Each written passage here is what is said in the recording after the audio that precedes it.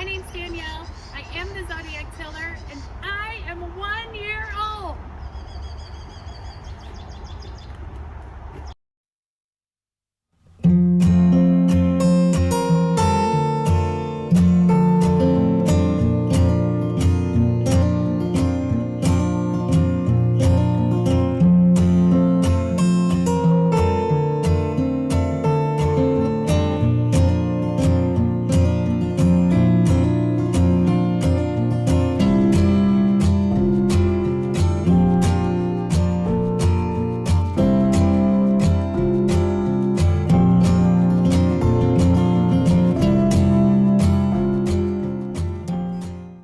In the past year, the front of my house has definitely changed how I look at it and how I care about it.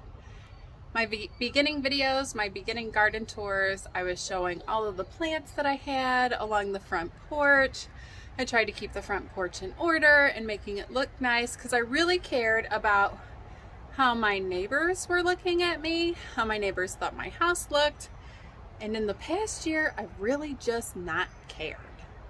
The plants I always had on the front table here, most of them died in the winter, and rather than spend the money to replace them, I realized that is not what's important to me. This plant, however, is our most important front plant right now.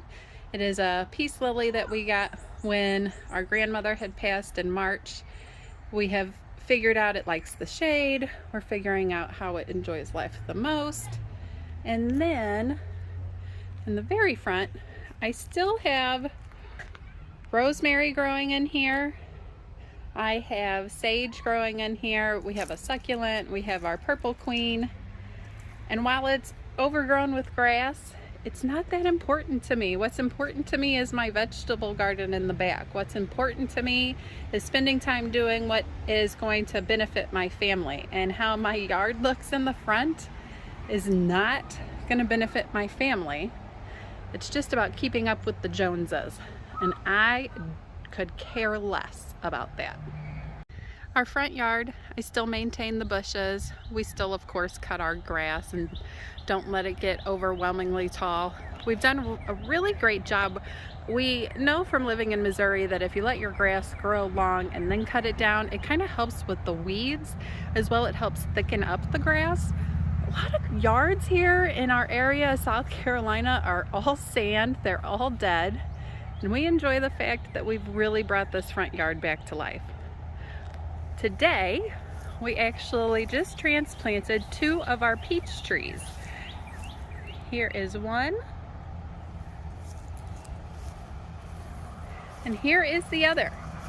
So these are 2 peach trees that we dug up from underneath our giant peach tree in the backyard. We put them both in the same pot and they started to look really sad, and I think it was just too much plant for such little space. So we decided to bring them to fill in holes here in the front yard, and we're hoping they'll grow big and tall, and maybe the next renters or the renters after that will love these peach trees just as much as we have loved growing them in our backyard. All right, enough about this front yard. Let's go look at the back. On our way to the backyard, I could not walk past the chicken coop and not talk about it. It's still a work in progress. I actually just purchased yesterday a chicken waterer and a chicken feeder from our local, my favorite, feed and seed store. I'm really debating what I'm gonna do for the side of the main coop spot. I found some siding in our backyard. I'm going to utilize that. It'll help keep it lightweight. I've got a lot of plans and ideas, but not a lot of extra money. So it's a work in progress. It's still coming along. I've got lots of ideas. I keep researching, and eventually this year I will have chickens. As we come around the side of the house, see the side of our garden here. But this archway, by the end of this summer, I'm telling you, I'm promising you, is going to be covered with morning glories. We've planted a bunch of seeds in here. They're already starting to trellis up. I know how they worked last year. This whole thing is going to be covered and it's going to be magnificent.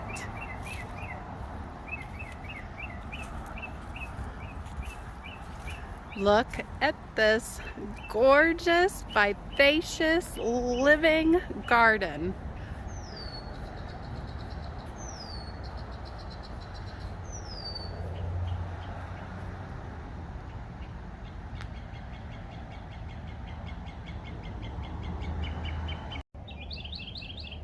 I watched back at a couple of my first videos and they're so humbling. I was so excited about my garden.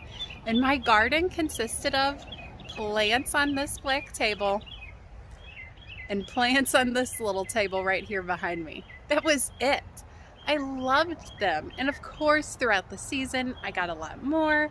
I had a ton of stuff by the end of last summer. Lots of odds and ends plants, lots of pepper plants, and we just didn't know what to do with anything. This year, we really had a plan on what we wanted to grow and how much of it we thought we needed to grow, and we've already learned we were way wrong. This fig tree we got last year. It lived through the winter, praise Jesus, and it has given us figs again this year. I'm hoping we get to actually eat one this year. We didn't even get one last year because the rabbits came and stole them all. Like the second they were ripe enough, it was like the local rabbits knew and they came running for them. I've got some lettuce growing in here, and I've got an eggplant. This is not the same eggplant that I had last year. Last year's eggplant died in the winter. Lesson learned. Eggplants won't live through the winter here. But we're getting some eggplants and I'm really excited because we ate them last year and I know we'll eat them again this year.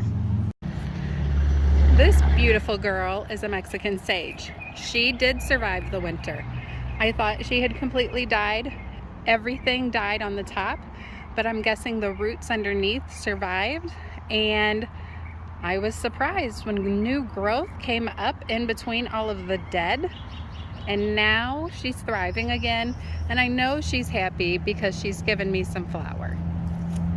We've got a little lemon tree that did the same thing.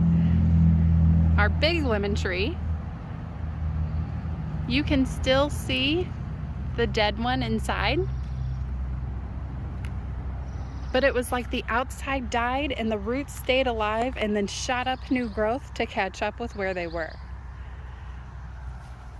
Strawberry plants and a peach tree. Just like those peach trees I talked about in the front yard. We dug this up from underneath the giant peach tree. We put it in a bucket and it has started loving life. Now this one is in this bucket all by itself and it looks a lot happier. I'm hoping she'll stay happy, she'll stay growing, and then wherever we move for our permanent home, she can come with us. One of my favorite parts about the garden is this trellis that my daughter and I painted. It was my crazy creation that I was tying together over time. So we've got green beans growing all over it. We have had 0 green beans from these plants. We'll continue to see what's happening. As you can see, all of the green beans are planted in buckets.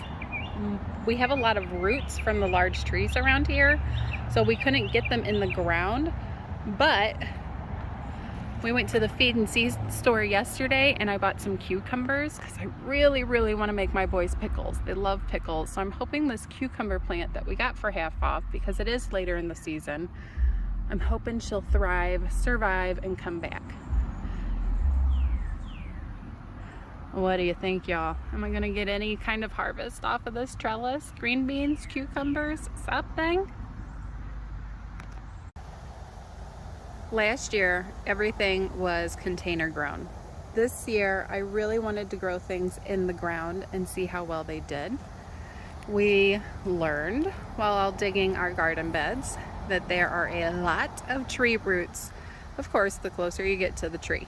So we have 4 in-ground garden beds. I'd say we were able to dig about 3, maybe 4 inches down. And the biggest thing we've been starting to do, adding new mulch to the existing dirt to help with the nutrients, but also kind of mounding it to ease the surface tension of the super dry, super rooted ground. Now, of course, raised beds are a little bit more appealing. They give you that visual definition between the ground and the garden bed, between the life that's natural and the life that you're growing with a purpose. We have a lot growing in these beds. This bed is all watermelon.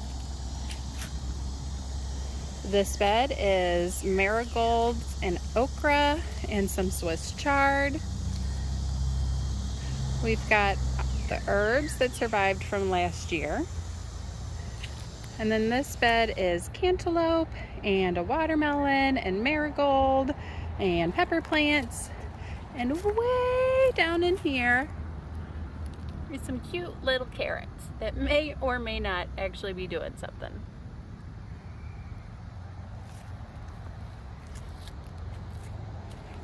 The purpose of my raised beds is to show you can grow with what you have.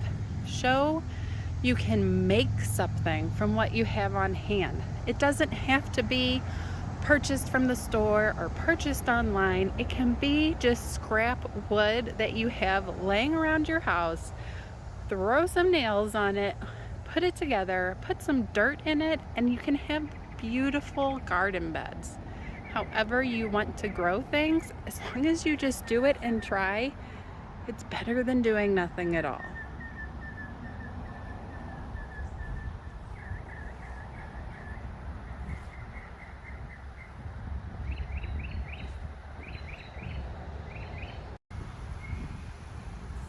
Up here in the northeast corner of the backyard is my compost pile.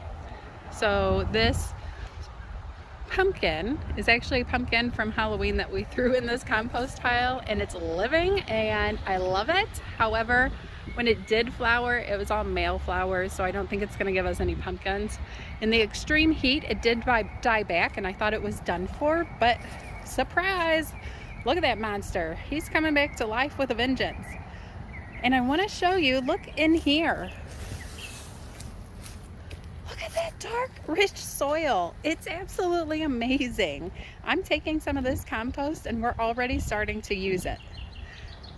Now this side over here, I save all my kitchen scraps. I hate throwing food away. I hate throwing something away that I know that the earth gave to me to eat. And if my family doesn't eat it, I want to give it back to the earth. So I have a compost bin that I keep in the kitchen. I throw our food scraps in there. When it's full, I come out here, I dig around in the giant compost. I dump the food scraps in. I throw stuff on top of it. I typically am throwing leaves on top. And then now that the grass has been long enough to cut and save, this is my first batch of throwing some grass on top. I'm hoping that between these two beds next year, maybe I won't have to buy any compost. Maybe I'm not going to have to worry about any fertilizer. I might have enough from my own backyard, and I'm beyond excited about it. I am doing something, it's producing something, and hopefully it's going to be beneficial. We've had a lot of pest problems this year. I take it as a compliment that my garden is so wonderful that cats and squirrels and birds have wanted to dig in it nonstop. I heard that wind chimes and noise will prevent things from getting in your garden. I tried a DIY project of making my own wind chime. I think it sounds awesome. Strangely enough, I think it's too heavy. The wind does not really rock it unless it's like 20-mile-per-hour wind. I have learned so much in this past year. I have learned about myself. I have learned about my family. I have learned how to grow some things, and I'm still learning how to grow most things. But I've really learned the fact that it's just about doing. if I come out here for 1%, it's more than doing nothing. And every time I come out here and do a little bit, I feel so accomplished. I feel like I've gotten somewhere and I've done something, and I'm so excited to see how things continue to develop based off of that little bit that I've done. Whether it's watering in the morning and pulling like 3 weeds. I then get to see whatever I pulled those weeds from. I see the life thrive where they got pulled out of so that something can grow bigger and stronger. I love learning how to work with all of this. I have no idea what I'm doing, but I'm doing it, and that's the most important thing. I'm also learning so much about community. I have joined Instagram, which I did not want to do, but I learned that if I want to talk to people and ask questions, a platform is really the best way to go. I ask questions to YouTube video channels that I watch, and some of them answer and some of them don't. I ask my viewers constantly to give me some advice, but I don't get a lot of feedback, and that's okay because it just pushes me to maybe learn and then share with you what it is that I've learned.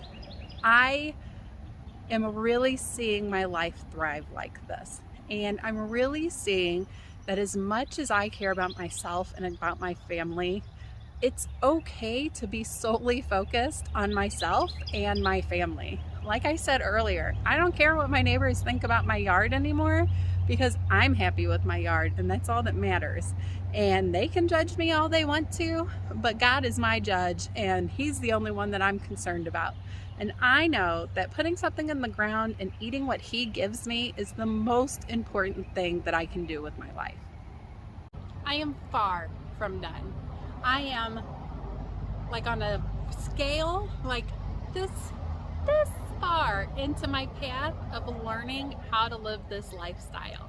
I have so much I want to do, and I have so much that I want to learn, and I love sharing it with you.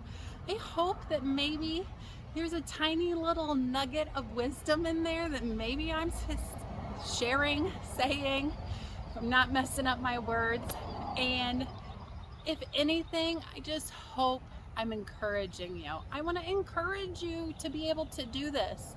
Y'all, I'm doing this on no money. I'm doing this barely living paycheck to paycheck. I'm doing this with just the absolute most that I have and the most that I have to give. I hope that you will try to, instead of watching videos or Pinteresting or Googling, maybe you will choose to try something at home. I'm a renter. I'm paycheck to paycheck. I have no savings. I have big dreams of buying a farm and lots of acreage, lots of space, but I don't have that in my immediate future. So I'm working from where I am. I'm in an urban backyard. You can hear the traffic going all the time in all my videos. I live next door to a school. I live in a subdivision. I live on a 1/4 of an acre, and that's like stretching my space to say it's a 1/4 of an acre. I am trying to learn what I can where I can. So what can I do now? I can grow a garden. I can learn how to make bread by myself. I can learn how to preserve and cook the things that I'm growing.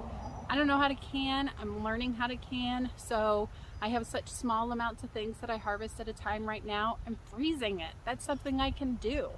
I am reaching out to people when I have questions about my plants and what's going on, and how to like listen to my plants, and I feel like they speak to me sometimes. Like my tomatoes are really upset with me. They're too close together. They're too crowded. But now I know for next year. I do want to show you my awesome tomato cages and how great they're working. If you watch a previous video, you saw I took 3 sticks, tied them together for tomato cages. As my tomatoes grew, I trellised them inside here just with some twine. And my tomatoes are staying tall. My tomatoes are staying happy. They are too close together and bunched up. and it's kind of hard for me to see them and know that they're okay, but it's a lesson, and they're still producing for me. And now I know for next year, instead of a foot apart, I might want them more like 2 feet apart. Now in this bed, I was doing the Florida weave. I did not plant my tomatoes in this bed.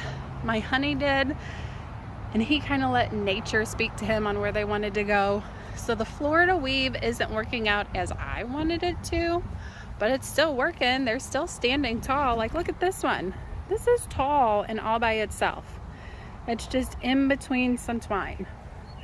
Now this one back here got too tall, too heavy, and the sunflower that's behind it was laying on top of it. So I did end up grabbing 3 sticks, trellised it between the sticks, and it's working. It's a homemade cage that I spent no money on. Like, you just have to think outside the box. You just have to think about what you have and what you can do with what you have. I still have a lot of dead space in the yard, so I'm already thinking about next year how much space I can take up with more garden. But I'm also planning on chickens, so how much space do I need for the chickens? And I don't want them to stay stagnant. I want to be able to move them around. So I'm constantly standing out here looking at things and visioning how it's going to work and what I'm going to do. And I just think it's so awesome. Can you tell? I'm like a nerd girl excited about my garden and about possible chickens and about learning how to do things on my own. I'm so ready to be less dependent on other people, less dependent on the grocery store, less dependent on my feed and seed store to be able to give me the seeds that I need to grow things. I want to harvest my own seeds after I've harvested my garden, and I just have all these ideas, and I love that it has been 1 year that I've been sharing it with you. So I cannot thank you enough for being on this journey. Whether you are watching your very first video of me, or maybe your second video of me, or maybe you're watching your 90th video of me, I thank you. I thank you for blessing my life. I thank you for blessing my heart just with feeling as though I'm sharing something. Maybe somebody somewhere is going to feel encouraged by me. I cannot wait for what this season brings, the year brings, any of it, because really, like, I was barely started last year, and I just keep telling myself we were barely started by this time last year, and look how much further along we are this year. And I plan on being even further along last year. So many people around us are harvesting watermelons, and my watermelon is just starting. So I'm encouraged, I'm not discouraged, and I thank you. I really, truly am so grateful and so thankful, and I'm loving the weather here in South Carolina, and I'm loving my family so much because they encourage me on this journey, and I just don't have words for it. I am going to end on the note of letting you know how grateful I am. I don't know. A video. Okay, I'm almost done. I was like literally saying I'm gonna end on, and then you came outside asking about chubs. Yes. I love you. That's life. Like, that's my life. I've got 4 kids, y'all, and they're always interrupting my ideas, and they're always interrupting things, and I don't mind it. I love it. I love my children, and I love my honey, and I love my life, and I love my garden, and I love my one-day future chickens, even though I don't have them yet. And I love you. Thank you so much. Really, truly, thank you. I hope that you have an amazing day. I hope that maybe my little 1-year video has made you giggle and maybe encouraged you. And if anything, I hope it's made you think, this girl is crazy and fun, and I'm gonna subscribe. So thank you. Have a wonderful, loving, blessed day. And I hope that you have something in your life that fills you with as much joy as I have in my life. Thanks so much.